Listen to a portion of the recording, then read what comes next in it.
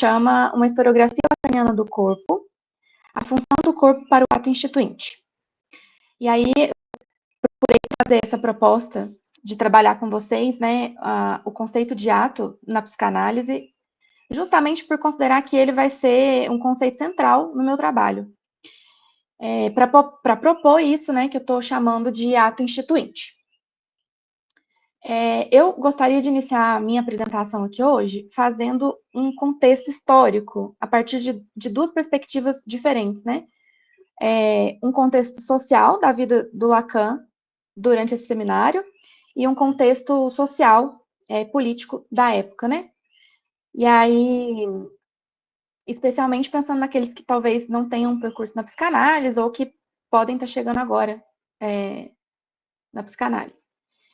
E aí, propondo isso, né, a começar pelo contexto de Lacan, na década de 60, eu acho que é importante a gente pensar que Lacan, ele era um psicanalista francês, e na década de 60 ele já ocupava um lugar central no movimento psicanalítico na Europa como um todo, mas muito especificamente na França. E aí eu estou trazendo a década de 60 especificamente, por dois aspectos principais, né? Primeiro que o Seminário 15, que é a literatura que eu propus para a gente estudar aqui hoje, ela é proferida no ano de 1967, então, durante a década de 60, e porque a década de 60 foi um período com muitos desdobramentos políticos na Europa, mas não só. Não, minha câmera está ligada. Lívia. Bom. Não tá aparecendo imagem pra gente não, Maria. Até te mandei no WhatsApp também. Só sua voz. Agora foi? Não. Eu vou tentar sair e voltar. Espera aí.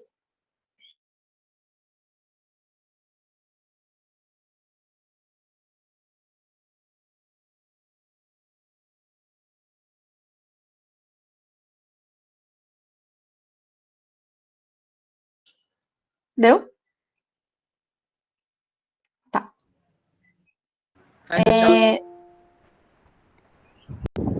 Alguém falou alguma coisa, ok? Eu falei, faz um tchauzinho, porque tá paralisado. Deu certo? Tá travada? Puxa vida. Espera aí, vou tentar uma última possibilidade. Gente, eu já volto, só um minuto.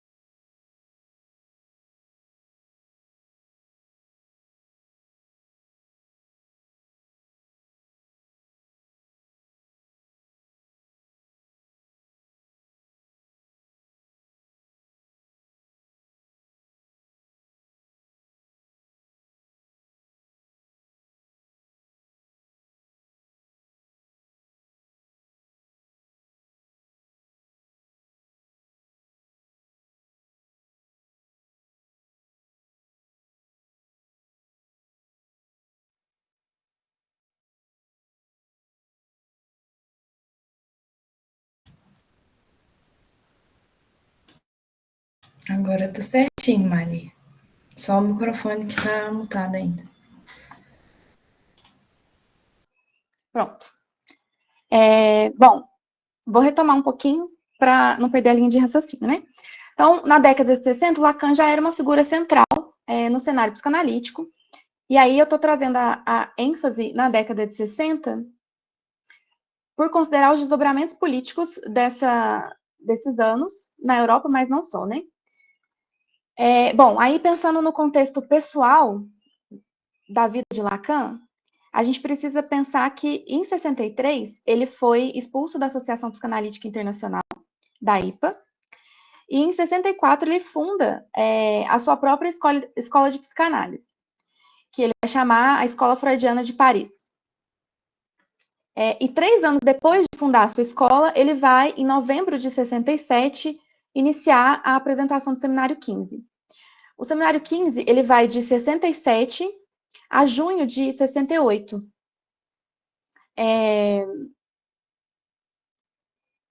E aí a gente precisa pensar nesse recorte pessoal da vida do Lacan, porque o Seminário 15 vai ser atravessado por uma série de questionamentos a respeito do funcionamento das instituições tradicionais de psicanálise e do fazer psicanalítico. E aí, nessa direção, eu acho que também seria importante a gente pensar um pouco o contexto histórico-social em que esse seminário acontece.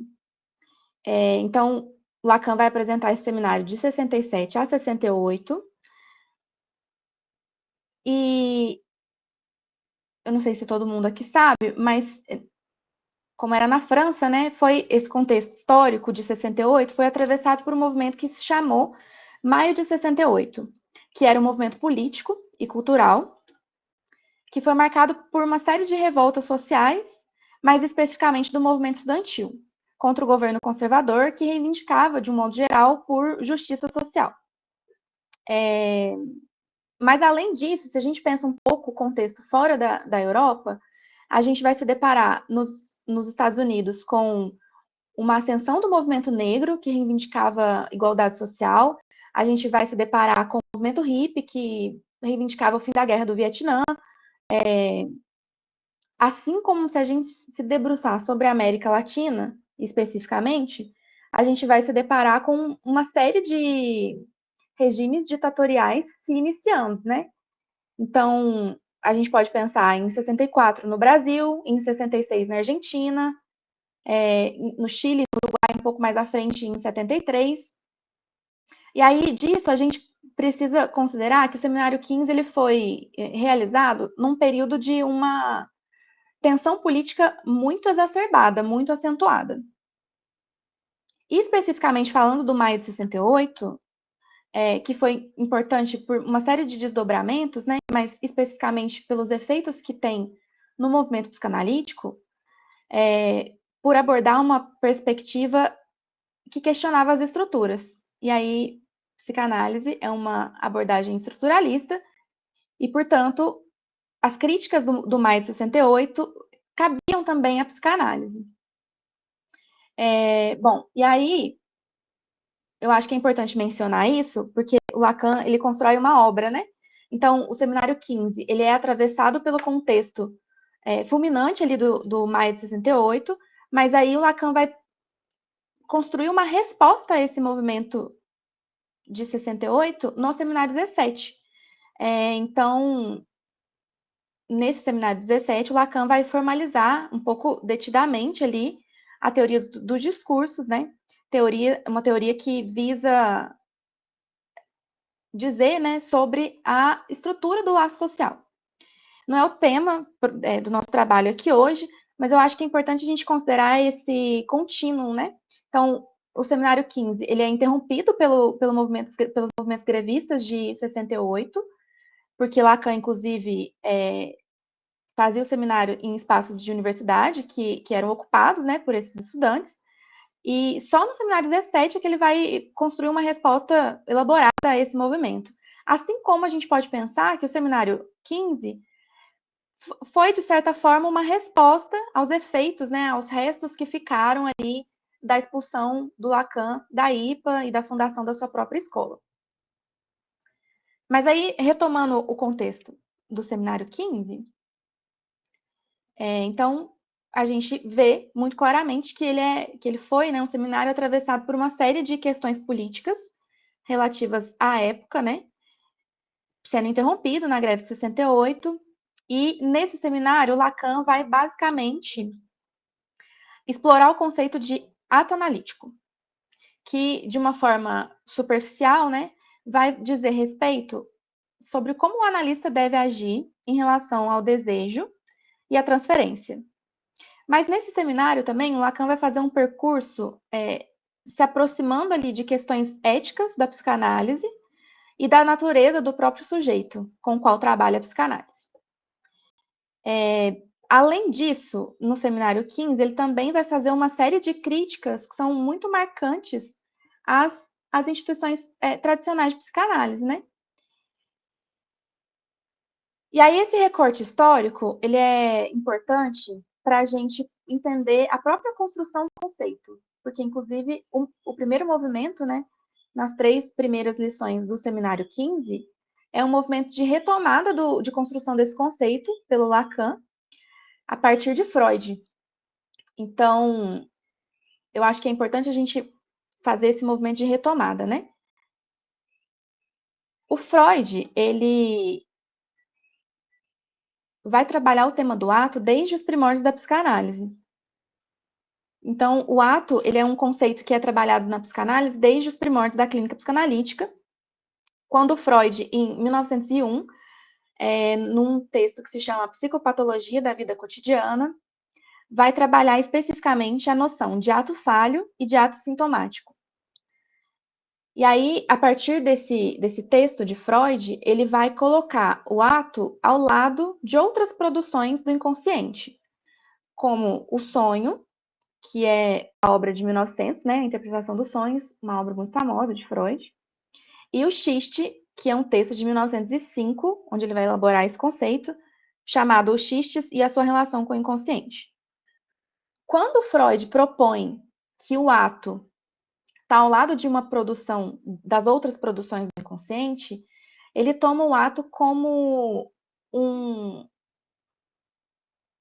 lugar de não inocência. Em que sentido, né? No sentido de que eles seriam movimentos com uma significação inconsciente.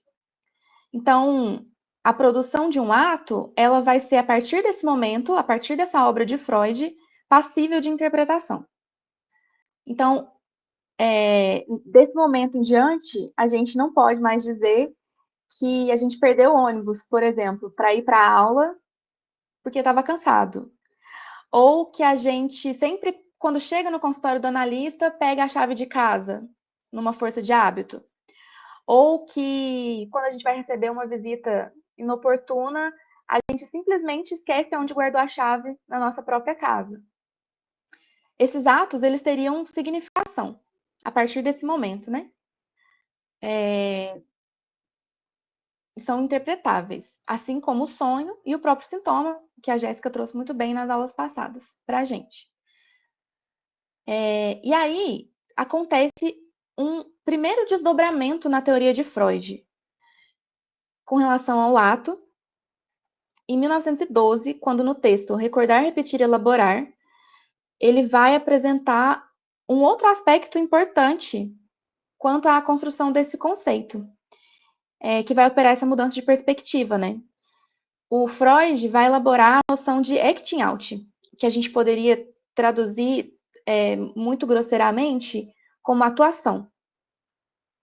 E aí, a mudança de perspectiva que acontece em 1912 é porque até então o ato falho, o ato sintomático, eles seriam produções do inconsciente interpretáveis.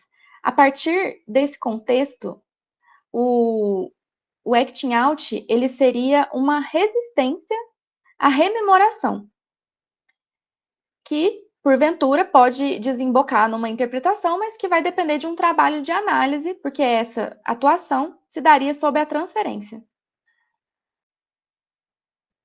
Então, a partir desse momento, o ato passa a ter uma perspectiva de resistência ao processo analítico, mas não é uma impossibilidade. Então, a gente pode tomar, a partir dessa mudança de perspectiva, o ato a partir de um lugar, o acting out especificamente, né, como uma atuação daquilo que o analista, por alguma razão, não pôde ouvir do seu paciente. E aí, lembrando que o acting out, num processo de análise, é realizado sempre em correlação com a noção de transferência, né? O paciente vai, inclusive, atuar o amor transferencial com o próprio analista. E isso que vai possibilitar, inclusive, o processo de análise avançar e, enfim. E aí, eu acho que é importante a gente se debruçar sobre isso, porque essas duas formas de atuação, né, de ato, trabalhadas por Freud, elas vão ser elucidadas por Lacan quando ele vai falar sobre a repetição.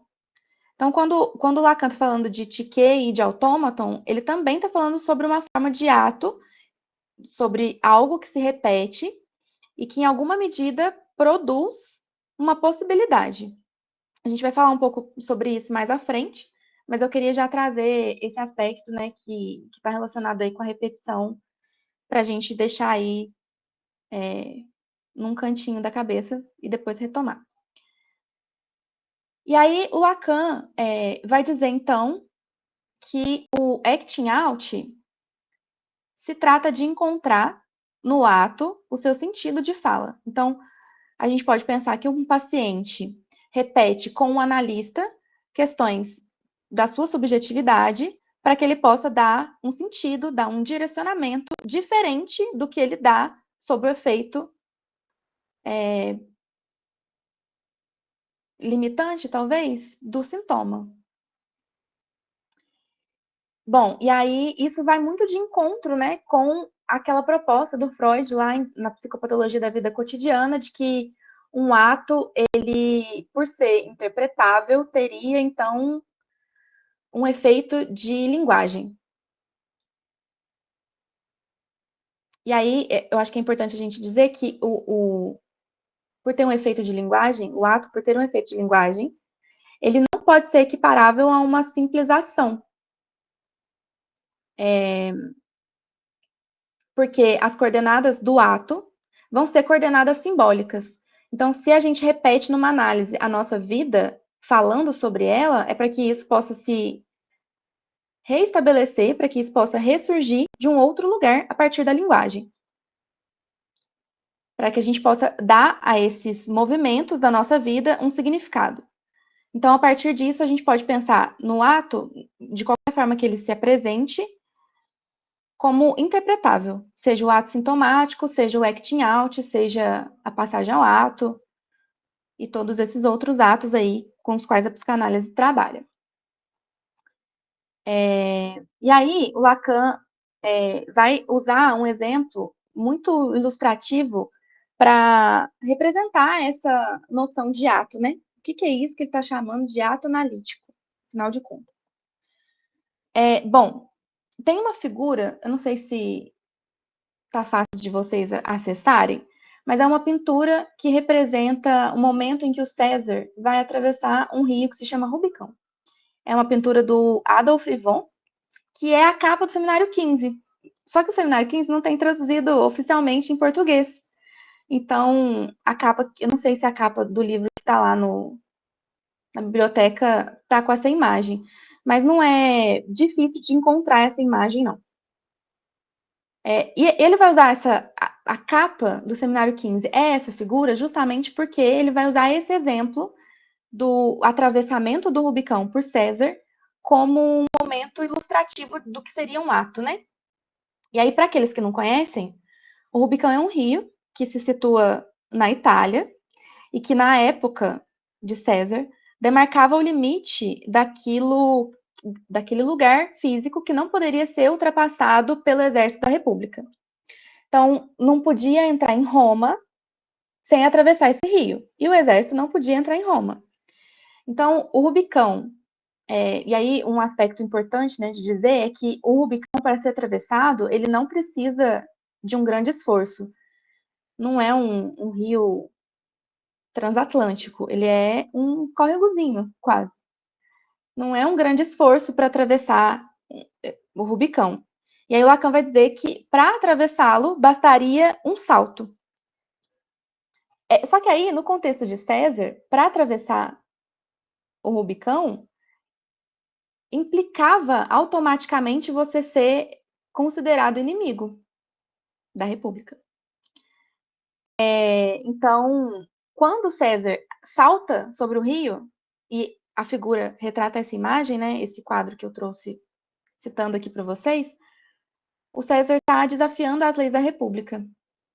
Quando ele desafia as leis da República, ele dá um salto que vai para além dessas coordenadas simbólicas, dessas coordenadas de linguagem que regiam as leis da época.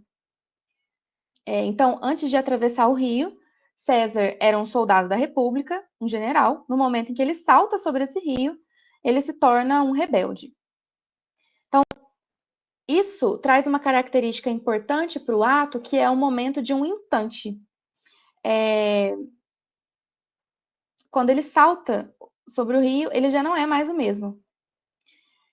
E aí o Lacan vai trazer esse exemplo justamente para dizer para a gente que no ato, como César salta sobre o rubricão, há algo que se relaciona com uma aposta, com algo no sentido de que a sorte está lançada. Então, nesse sentido, o ato, ele vai se medir pelas coordenadas simbólicas, mas para que ele possa, de alguma maneira, ultrapassar essas leis, né? Então, o que o Lacan vai trazer com isso é que a gente precisa ter essas coordenadas simbólicas no horizonte para que a gente possa ir além delas. Então, a gente precisa ter um limite traçado para que a gente possa, de alguma forma, retraçá-lo, recalcular a rota, mudar alguma coisa que está a priori colocada, que está a priori imposta. E aí a gente precisa entender que o ato, ele não vai se dar a partir de uma desconsideração da lei, né? A gente precisa da lei para que a gente possa transgredi-la, ultrapassá-la. Quando eu estou falando lei aqui, eu estou dizendo sobre aspectos sociais que são previamente estabelecidos, mas que não necessariamente contemplam todas as formas de sociabilidade. Bom, então quando a gente faz um ato, a gente promove um atravessamento. Não tem como fazer ato de outra forma. Essa lei simbólica que se atravessa no momento, no instante em que se faz um ato, ela é sempre oferecida pelo social, em certa medida, né? E, bom, quando a gente pensa que o ato, ele não é sem o aspecto social, né? E a gente aposta em saltar, em transgredir, em fazer algo que vá de desencontro, na contracorrente do que está socialmente estabelecido, a gente precisa entender que no instante do ato não existe nenhuma garantia de que aquilo vai dar certo, de que aquilo vai render algum fruto, porque o ato justamente tem a ver com a estrutura de um corte, que vai instaurar um antes e um depois, né? Então a gente pode pensar no ato intimamente relacionado com a noção de temporalidade. Mais especificamente, né, com essa coisa que eu tenho trazido aqui para vocês, de que o ato ele se faz num instante, no momento em que se pula. Então a gente não passa a vida fazendo um ato, por exemplo, diferenciando aí talvez um pouco do aspecto de quando Freud lá atrás fala sobre o ato sintomático, a gente pode passar a vida toda escorado no mesmo sintoma. Mas um ato, nesse aspecto que o Lacan está trabalhando no seminário 15, ele não pode jamais perdurar uma vida toda, porque ele é um instante. Ele é um instante, ele é um piscar de olhos, o momento do salto, é o momento em que alguma coisa naquela organização, seja social, seja subjetiva, muda de posição. O ato, nesse sentido, ele é um ponto de não retorno. Então, quando César salta sobre o rio, ele não pode voltar mais a ser um soldado. Ele é inimigo. E aí, eu acho que talvez esse aspecto seja o mais importante, assim, esse ponto de não retorno, talvez seja o mais importante aspecto que eu gostaria de trazer para vocês sobre o ato, porque justamente esse efeito de instante de um ato é o que provoca essa passagem, né, essa mudança. Então, a gente pode tomar, a partir disso, o ato como uma ferramenta para fazer surgir uma outra coisa, diferente do que está colocado. Pode ser que dê errado, mas é uma aposta que se faz. É um ato de abertura à possibilidade sobre alguma coisa que antes estava desconfortavelmente fechada, que estava limitando aqueles sujeitos. Então, Acho que talvez esse seja o aspecto principal, assim, que eu gostaria de trazer sobre o ato, mas tem algumas outras coisas que eu gostaria de mencionar também. E que o Lacan vai falar ao longo dessas 3 lições, né? Dessas 3 primeiras lições aí do seminário 15. Bom, então a gente precisa ter em mente que o ato ele é um instante, que instaura um antes e um depois, que ele vem como uma perspectiva de corte e de uma mudança de lugar. A gente vai associar também o ato à transferência, na medida em que a transferência ela não vai ser, e aí isso é uma citação de Lacan, tá? A transferência não é outra coisa senão a colocação em ato do inconsciente.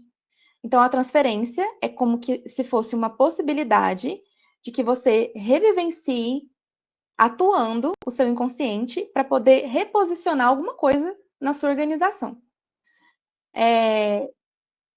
E aí, nesse sentido, o primeiro ato de um analista é o aceite, né, do paciente em análise, que está implicado com a instauração da transferência, que é, como disse Lacan, a colocação em ato do inconsciente. Porque, justamente, a partir dessa possibilidade de o paciente, sob transferência, atuar, que a gente pode ali remanejar e mudar a posição desse sujeito diante de algo que causa sofrimento na vida desse sujeito.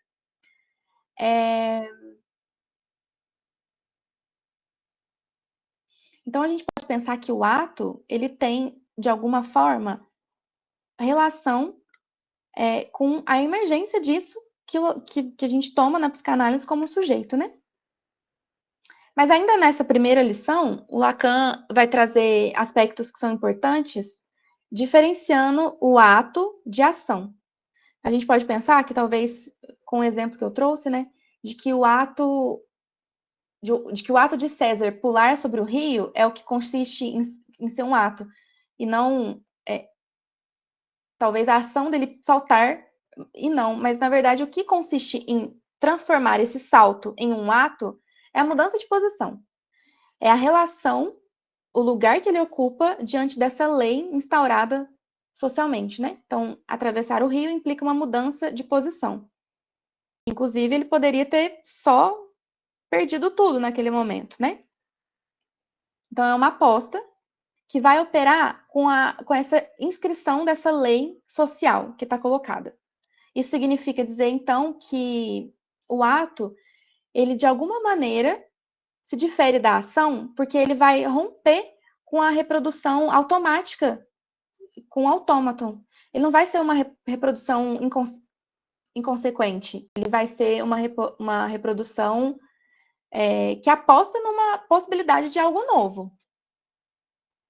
Então, o ato, nesse sentido, ele não é uma ação porque ele se dirige para além dessa margem de segurança na qual a gente cotidianamente se apoia, né?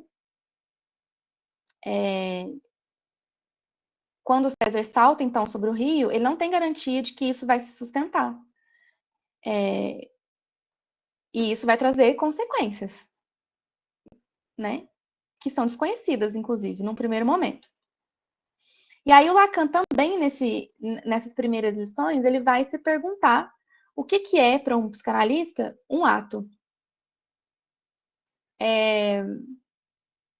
E aí a gente, retomando um pouco, né, a perspectiva de que o ato, ele sempre foi um conceito central para a teoria psicanalítica, né, desde lá do Freud, com o ato falho e tudo mais,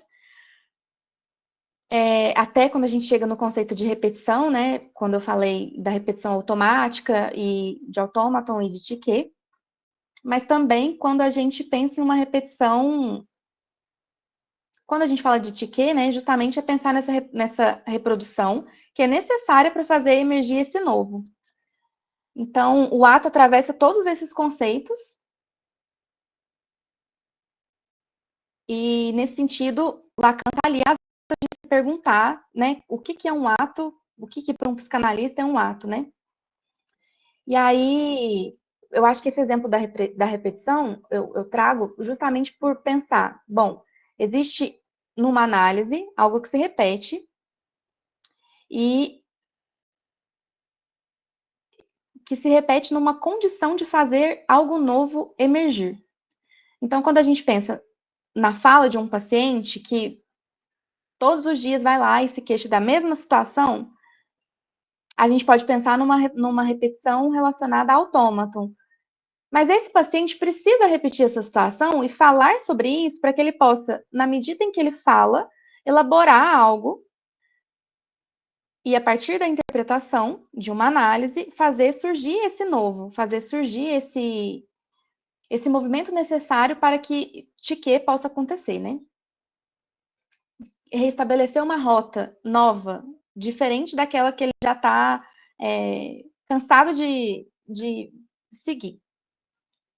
E aí, para ajudar a gente a pensar nesse exemplo, eu acho que fica muito claro a gente pensar em atos que talvez tomem a estrutura de um corte. Por exemplo, se a gente pega o campo da epistemologia e considera que, ao longo das décadas aí, houve movimentos que fundaram outra forma de estabelecer a relação com o pensamento científico, a gente pode pensar nessa questão do ato, né? Bom, nesse sentido, o ato toma a estrutura de um corte, né? Que, portanto, vão fundar uma outra ordem, um outro funcionamento que pode se estender para um campo que está para além da singularidade de cada um. A gente pode pegar, por exemplo, certas descobertas no campo científico que vão funcionar como um corte, por exemplo, no pensamento da humanidade. E aí a gente pode pensar na física quântica, que desenvolveu desde o raio-x até a bomba atômica, e como que isso muda a relação de fazer ciência, enfim, muitos outros exemplos. Mas esse aspecto de corte, que marca um antes e um depois, é importante para a gente pensar na noção de ato, porque mesmo que essa descoberta científica tenha sido realizada por um indivíduo, ela vai afetar, ou ela pode afetar, um campo que vai muito além da singularidade de cada um. Né? Então, quando descobre a possibilidade de se desenvolver uma bomba atômica, a gente sabe que isso impacta a vida de todos nós, inclusive até hoje. E eu acho que esse aspecto também é importante, né? Considerar que um ato, quando instaura uma possibilidade de corte com algo que está pré-estabelecido, com algo que está pré-colocado pelo social, pode afetar o campo que vai além da singularidade de cada um. E aí, a gente precisa ter em mente também a dimensão de que um ato só vai poder ser caracterizado como ato a posteriori. Então, quando o Lacan vai trazer essa noção de a posteriori, ele está de novo relacionando a noção de ato com a temporalidade. E aí ele vai dizer, né, que o ato sintomático, que se repete em uma análise, que o sujeito está lá tentando elaborar, ele é necessário que já contenha em si alguma coisa que mais ou menos o prepare para esse acesso. Para que nós, na nossa perspectiva, possa realizar a plenitude do ato, mas a posteriori. Se a gente pega exemplos no campo de revoluções políticas, por exemplo, a gente precisa considerar que, para a gente, por exemplo, propor uma revolução, a gente precisa condições materiais para que essa revolução seja considerada. Se a gente não tem essas condições materiais, não adianta a gente ir em praça pública, gritar por revolução, porque não vai acontecer. Então, quando o Lacan traz esse exemplo de que no sintoma precisa haver algo de uma perspectiva que possa mudar a trajetória, mudar a rota, é essa perspectiva que ele está dizendo. São pré-condições que instauram uma determinada possibilidade para aquele sujeito. Mas isso só vai ser depois. Então, a gente lança o ato, a gente dá uma aposta, a gente dá o salto e vê onde que vai dar. Então, o ato, ele só vai se verificar pelos efeitos que são retroativos, que são no depois. Sabe quando a gente tá jogando truco e aí a gente blefa e, sem saber a carta que o outro tem e de repente a gente ganha? A gente pode perder também. Mas pode ser que a gente ganhe. E ganhe por ter blefado.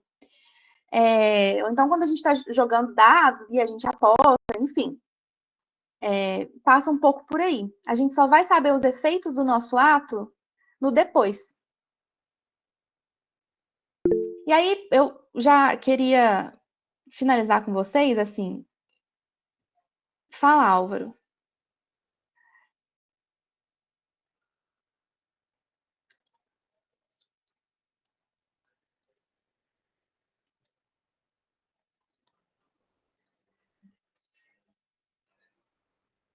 Uhum,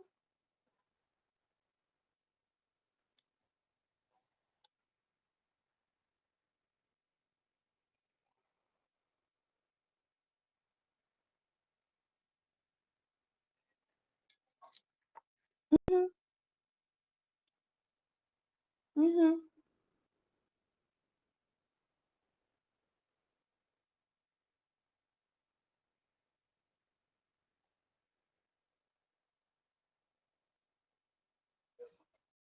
uhum,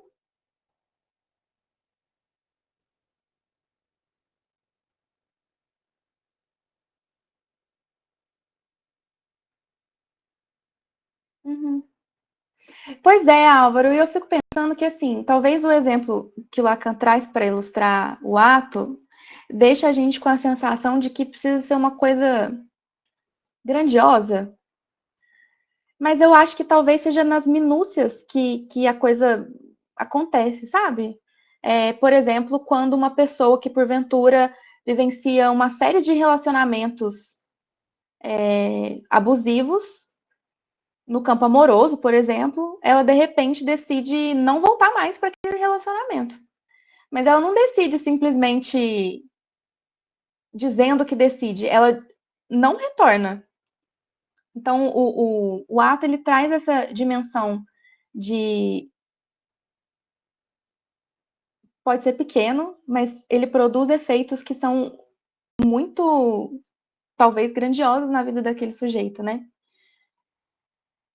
Então, eu acho que uma análise produz efeitos de ato o tempo todo. Inclusive, a própria busca por uma análise talvez já seja um movimento de fazer um ato na direção de criar uma possibilidade diferente daquela que você está repetindo ao longo da sua vida.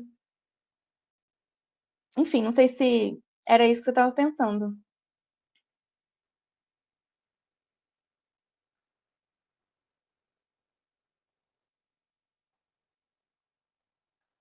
Uhum,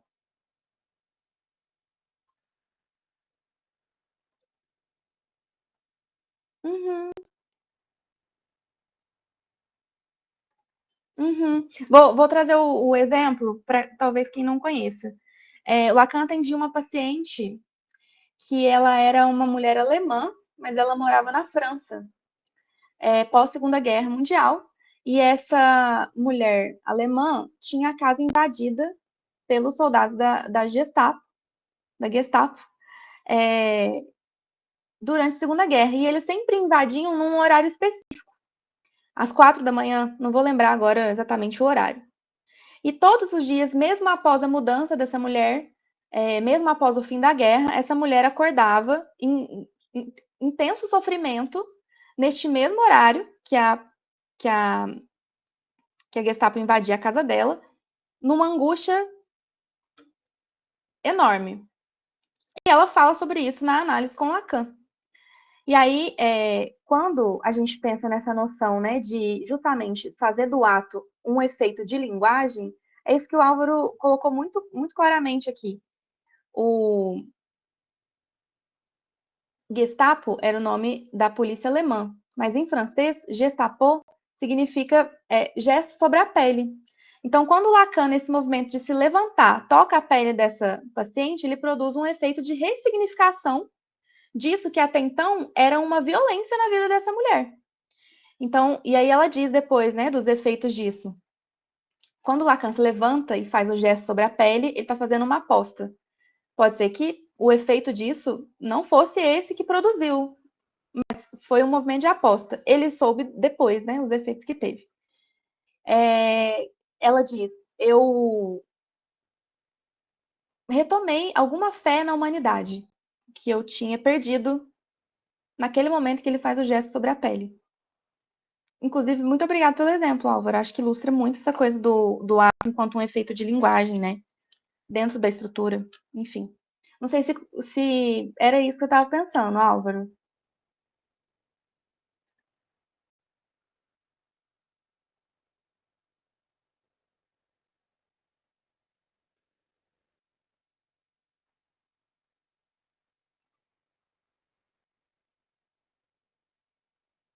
Uhum,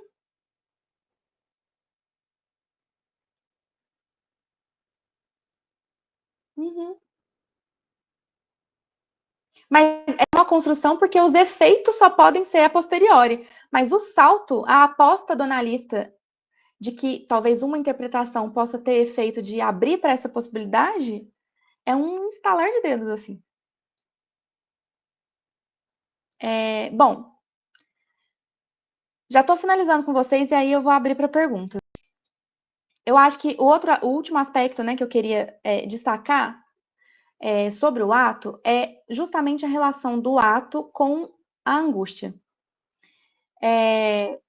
No seminário 15, o Lacan vai dizer que o ato ele é um movimento, algo que não nos provoca nenhuma dúvida. E aí, se a gente volta um pouquinho, lá no seminário 10, que o Lacan fala sobre a angústia, Lacan vai dizer que, abre aspas, agir é arrancar da angústia a própria certeza. Fecha aspas. Então, a gente pode tomar aqui esse agir um pouco diferente da ação, porque existe uma diferença entre ato e ação, justamente no sentido de tomar da angústia como se a angústia fosse um afeto necessário para que a gente mudasse a posição. A gente não muda de lugar se a gente está confortável naquele lugar. A gente muda de lugar se a gente está incômodo. E aí, nesse sentido, Lacan vai dizer que para produzir um ato é necessário algo de uma angústia. E aí isso fica muito claro quando a gente analisa a noção de acting out da passagem ao ato, porque o sujeito utiliza desses recursos quando ele se depara com a angústia.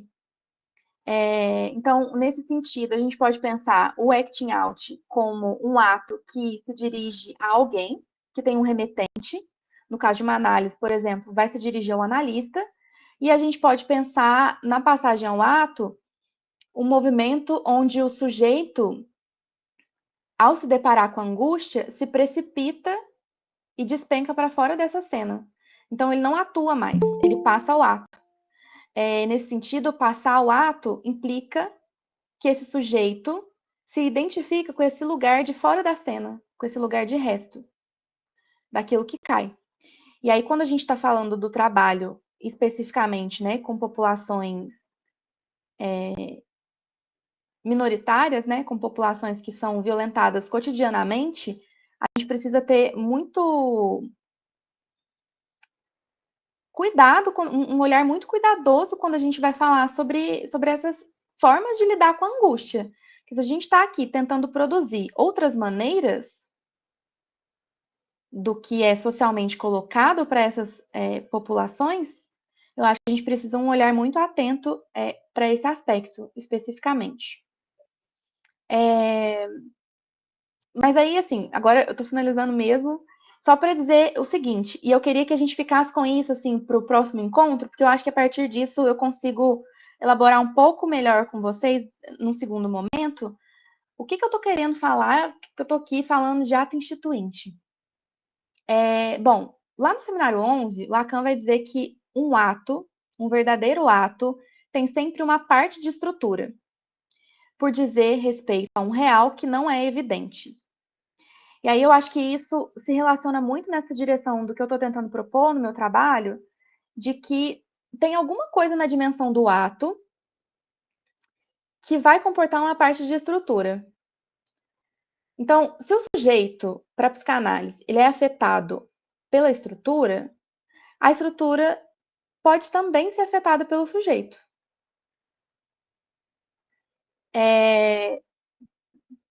Afetar a estrutura, o que isso significa? Modificar, fazer mudar a forma que o laço social, lembra que quando a gente está falando de teoria do social em Lacan, ele usa as estruturas dos discursos para poder falar das formas que o laço se estabelece? Pois é, quando eu estou pensando em ato instituinte, eu estou querendo considerar os efeitos que o sujeito promove nessa estrutura. As possibilidades de apostar numa outra forma de laço social que não são as formas hegemônicas. Mas eu vou deixar isso para falar num próximo momento. E, bom, era isso que eu tinha preparado para vocês. Espero que eu tenha conseguido transmitir um pouco. Vou deixar aberto para perguntas. Quem quiser, pode ficar à vontade.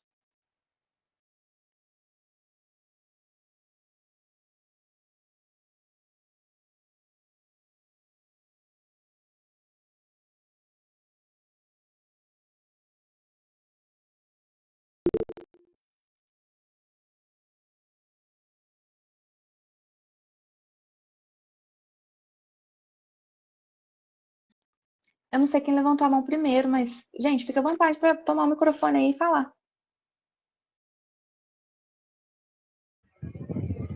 Dá licença. Ô, Mari, deixa eu te perguntar. Essa passagem que você coloca, seria aquele verso que o homem não seria o mesmo homem ao passar na frente do rio, nem o rio? Esse pulo que você coloca? Mas eu acho que a gente pode articular com esse verso, né, que você traz. Mas eu não sei, não me parece que o Lacan utiliza essa passagem especificamente para tratar de ato analítico, não. Mas eu acho que a gente pode pensar que, na medida em que a gente pode vivenciar experiências, e a partir dessas experiências mudar nossa posição diante de alguma questão, por exemplo, a gente pode articular com essa noção, sim. Então, se eu mudei de posição, aquela situação não será mais a mesma, porque o meu lugar naquela situação já não é mais o mesmo. Eu não sei se responde o que você tinha pensado, mas vamos conversar. Não, isso mesmo. Tá bom, obrigada.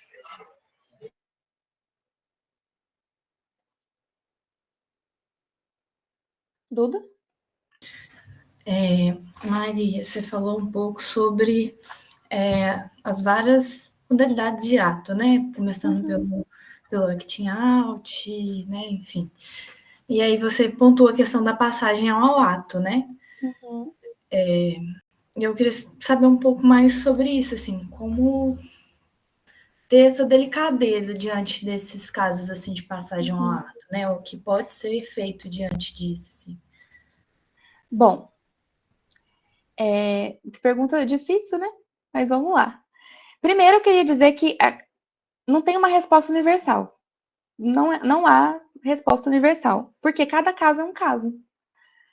Então, eu acho que talvez o maior cuidado que a gente possa ter enquanto um psicanalista que busca uma prática ética, talvez seja considerar a singularidade de cada um.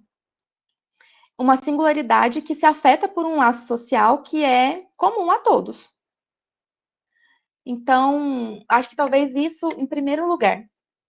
Em segundo lugar,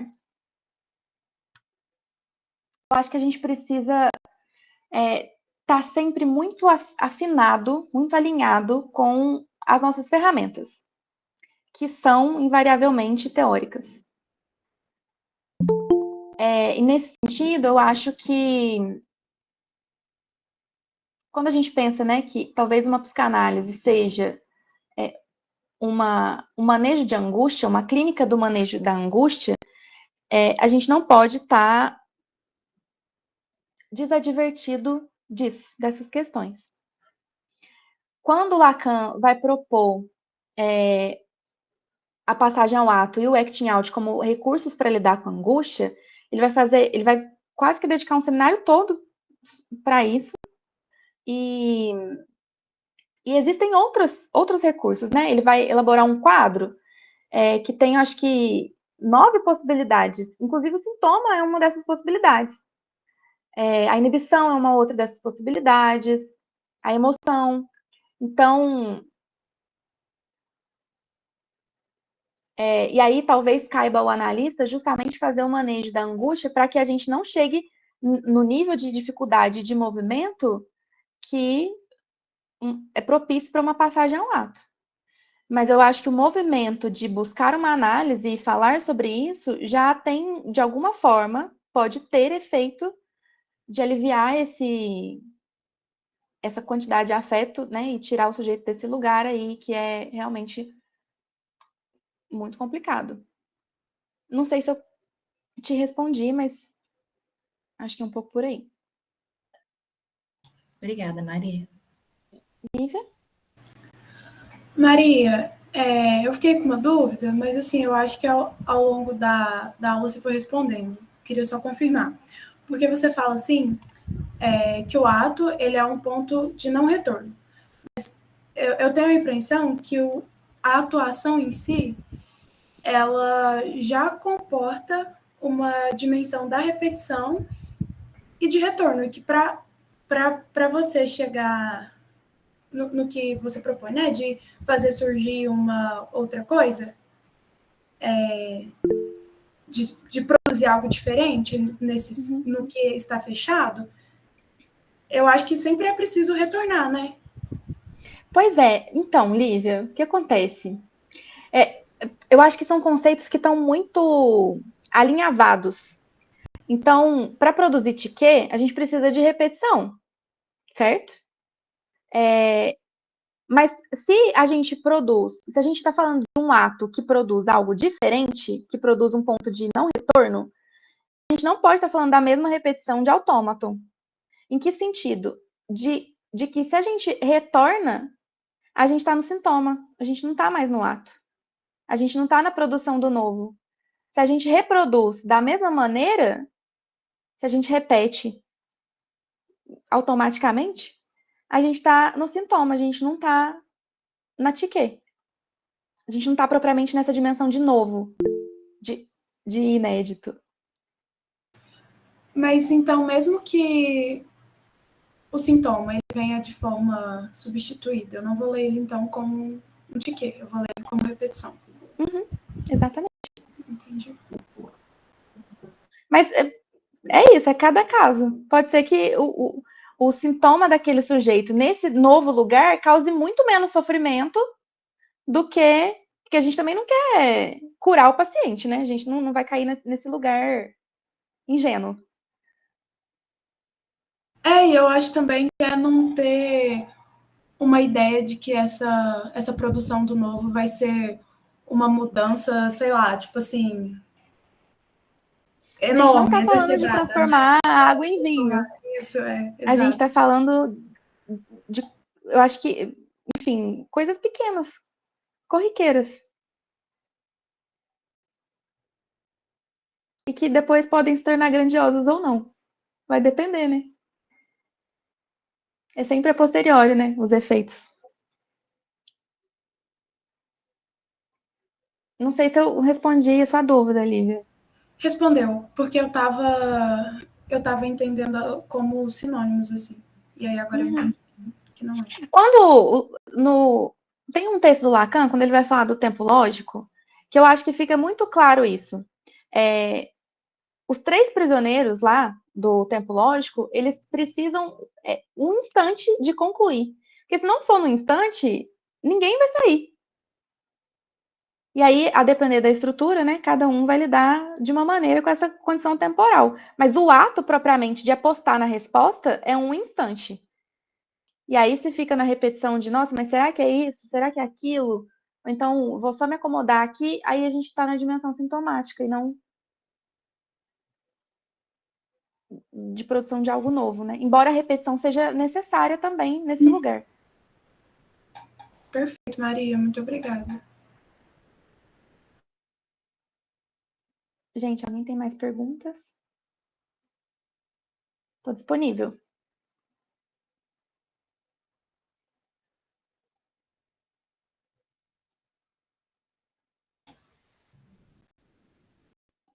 Eu acho que muito bem parte do que vocês falaram, né, dessa ideia da diferença da etiqueta para o autômato, acho que é isso, de retornar, mas retornar a partir de um outro lugar, né? Acho que... Aí eu até perguntei da ideia da elipse, né? Mas eu acho que, pelo que eu entendi da pergunta da Lívia e do que você trouxe, essa ideia de retornar, mas retornar de um outro lugar, assim. Quando você fala da elipse, você está falando do descentramento do sujeito, não é isso? Eu acho que é isso mesmo, retornar de um outro lugar. E aí, eu acho que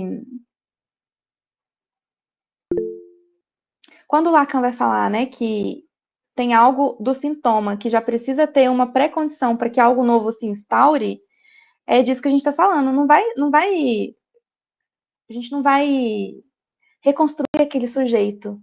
A gente vai abrir possibilidades dentro do campo simbólico dele,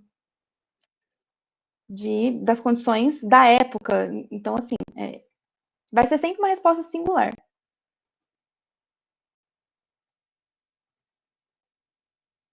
Mas uma resposta singular que, bom, o sujeito ele é afetado pela estrutura e afeta a estrutura, né? Então a gente não pode perder essa dimensão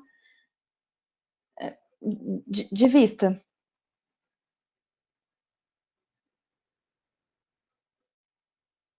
Acho que foi, né, gente? Ninguém tem mais perguntas, então queria agradecer muito vocês de terem me ouvido falar hoje.